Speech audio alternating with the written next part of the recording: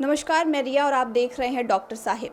आज हम बात करने वाले हैं बढ़ते उम्र में बहरेपन की समस्या को लेकर।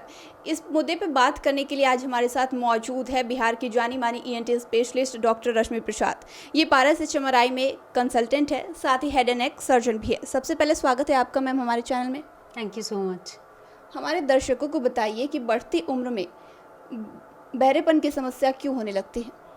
बढ़ती उम्र में ये एक आम समस्या है। एक्चुअली जैसे जैसे हमारी उम्र बढ़ती है वैसे वैसे जो कान के जो सुनने का नस है वो धीरे धीरे कमज़ोर पड़ने लगता है। ये समस्या जनरली 50 की उम्र के बाद शुरू हो जाता है।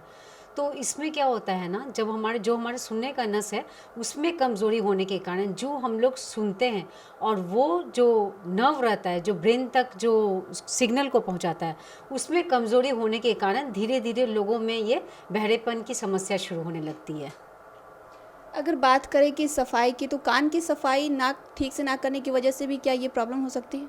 देखिए, मैं ये बोलूँगी कि मैंने और भी आपके डॉक्टर साहब में और भी वीडियोज़ ऐसे बनाए हैं जिसमें मैंने ये बताया है कि ये हमारे भगवान की देन है कि हमेशा हमें कान साफ़ करने की ज़रूरत नहीं पड़ती है, क्योंकि जो कान की जो स्किन होती है ना, उसकी लाइनिंग वो आउटवर्ड डायरेक्शन में माइग्रेट करती है, जिसके कारण क्या होता है, जितना भी अगर कान में किसी तरह का डर्ट या कोई भी पार्टिकल्स ऐसे ट्रैप होता है तो वो आउटवर्ड डायरेक्शन में जब स्किन माइग्रेट करती है तो वो बाहर निकल जाती है।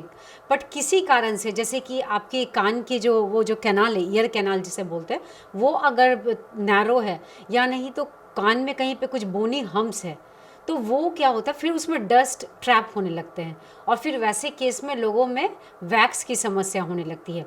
तो ये बिल्कुल सही है कि बहुत सारे पेशेंट्स जब इनके कान में जब वैक्स रहता है तो वो साउंड के कंडक्शन में प्रॉब्लम करता है। तो वैसे केस में बहुत सारे इवन कि बच्चे भी ऐसा कंप्लेन करते हैं कि उन्हें सुनने में तकलीफ होती है, और ऐसे बच्चों का जब हम लोग कान साफ़ कर देते हैं तो उनकी सुनाई की ये समस्या चली जाती है।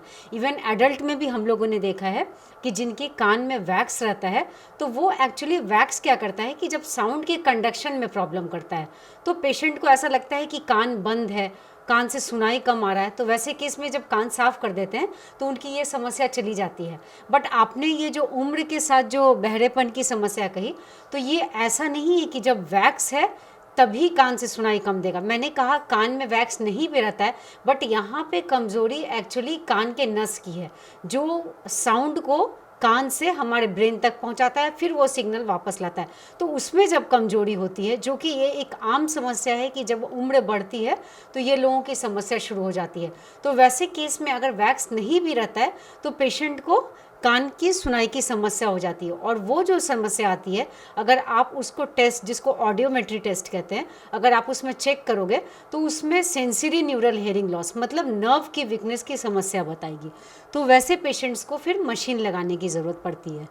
अगर बात मशीन की करें तो कितने लोगों का कहना होता है कि मशीन में बहुत ज़्यादा खर्च आता है, तो क्या?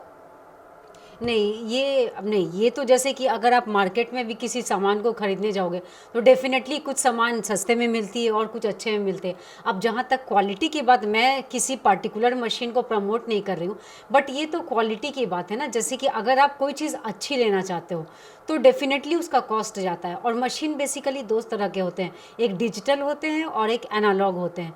तो एनालॉग वाले पहले चलते थे, बट आजकल क्योंकि हर जगह डिजिटल का ज़माना है तो जनरली जो डिजिटल हेयरिंग एड्स वगैरह होते हैं तो वो थोड़ी कॉस्ट आती है। बट मैं एक चीज़ आपको बताना चाहूँगी कि मशीन उस बेसिस पे भी मिलता है कि पेशेंट का सुनाई कितना ख़राब है। जैसे कि बहुत पेशेंट्स हमारे पास बहुत अर्ली ये लेके आते हैं, अर्ली स्टेज में ही लेके आते हैं कि वो मैडम हमें सुनाई कम देता है। तो वैसे केस में जब हम लोग ऑडियोमेट्री टेस्ट कराते हैं तो उनकी सुनाई उतनी ज़्यादा ख़राब नहीं रहती है। तो अगर आप अर्ली डायग्नोसिस कराते हो, जैसे कि अर्ली अगर आपने ऐसा नोटिस किया कि आपको सुनाई कम दे रहा है और अगर आप किसी ईएनटी से कंसल्ट करते हो तो वैसे केस में बहुत महंगी मशीन लगाने की ज़रूरत नहीं रहती है, क्योंकि बहुत ज़्यादा साउंड एक्चुअली मशीन क्या करता है, वो साउंड को एम्पलीफाई करता है। तो वैसे केस में बहुत कॉस्टली मशीन लेने की ज़रूरत नहीं है और कम मतलब कि सस्ती मशीन से भी आपका काम चल जाता है। बट जहाँ तक कुछ पेशेंट्स इस तरह के आते हैं जिसमें बहुत ही सीवियर लॉस रहता है या मॉडरेट से सीवियर या किसी किसी का प्रोफाउंड हियरिंग लॉस होता है, तो वैसे ये अलग अलग हियरिंग की ग्रेडिंग है। तो वैसे केस में जैसे कि अगर आप सस्ती वाली मशीन लोगे और एनालॉग वाले में तो पेशेंट बहुत ज़्यादा बेनिफिटेड नहीं होता है। तो वैसे केस में मशीन की कॉस्ट बढ़ जाती है। बट ये बिल्कुल गलत धारणा है मतलब जो आप लोगों ने ऐसा समझा है कि ये मशीन्स कान में जो हम लोग डालते हैं वो हमेशा ही महंगी रहती है, ये बिल्कुल गलत बात है। अगर बात मशीन की हम लोग कर रहे हैं तो मशीन लगाने के बाद क्या 100% फिर सुनाई देने लगता है?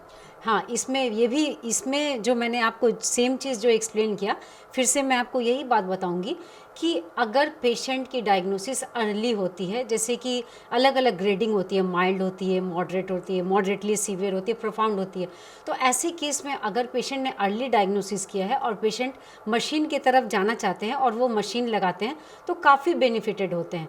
बट वैसे पेशेंट्स जो कि बहुत ही सीवियर लॉस है, इवन कि प्रोफाउंड हियरिंग लॉस है, तो वैसे पेशेंट अगर मशीन लेते भी हैं तो मैं टू बी वेरी फ्रैंक मैं बताती हूँ कि ऐसे प्रोफाउंड हियरिंग लॉस में पेशेंट्स जब मशीन लेते हैं तो बहुत ज़्यादा उनको बेनिफिट मशीन से नहीं होता है।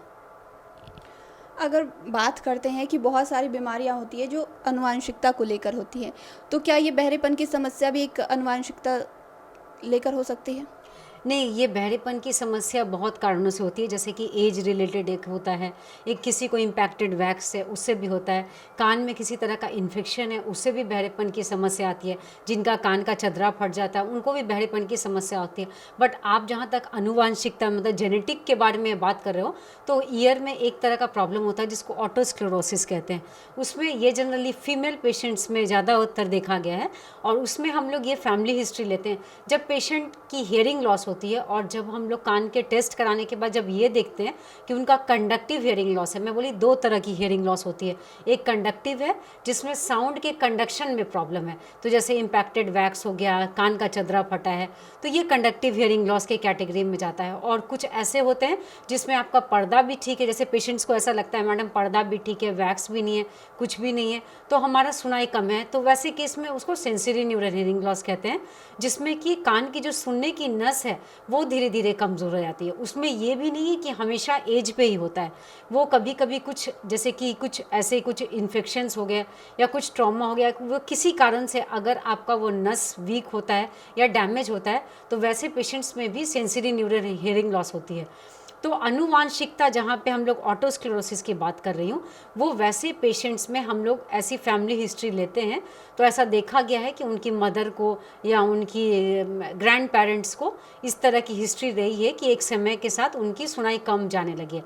तो कुछ कुछ केसों में ऐसा देखा गया है, बट हमेशा कान के बहरेपन में आनुवांशिकता नहीं रहती है। तो उम्मीद है डॉक्टर साहिबा ने जो आपको बातें बताई हैं वो समझ लिए होंगे। तो फिलहाल के लिए इतना ही। डॉक्टर साहिब से आपके क्या सवाल है हमें कमेंट कर या मेल के माध्यम से भेज सकते हैं। साथ ही हमारे चैनल को सब्सक्राइब करें, फेसबुक पेज को लाइक करें। वीडियो देखने के लिए आपका धन्यवाद।